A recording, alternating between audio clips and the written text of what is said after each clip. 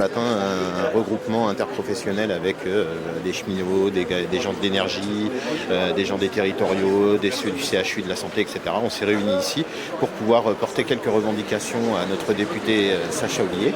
Et donc on a posé une table avec du café pour essayer d'être un peu convivial. On a invité la collaboratrice de Sacha Houlié à sortir pour boire un café. Elle nous a dit non, elle préférait rester à l'intérieur.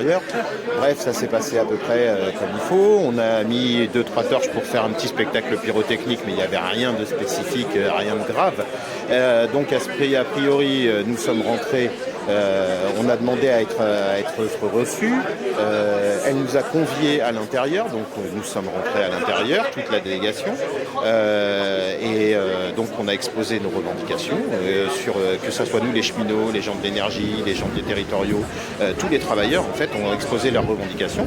Et là, à ce moment-là, quand on est sorti, tout s'est très bien passé. Il y avait des policiers qui étaient là, il y avait deux camions de policiers qui étaient là. Et donc si ça s'était mal passé, je pense que les policiers seraient intervenus ou en tout cas auraient demandé du renfort. Donc nous on est partis très tranquillement faire notre assemblée générale pour nous les cheminots et pour les autres vaquer à leurs occupations.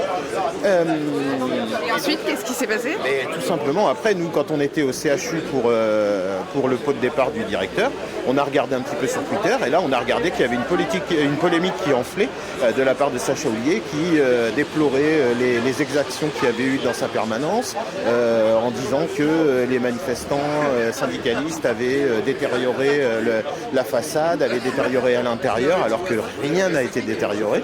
Et pour preuve, vous regarderez ensuite la façade, tout est nickel et il n'y a rien de dégradé. Et simplement, il y a eu un peu de fumée qui est rentrée dans le local par rapport au fumigène et le vent, mais on n'est pas responsable de la météo. Et si le vent a emmené la fumée dans le local, c'est certainement pas de la faute des manifestants.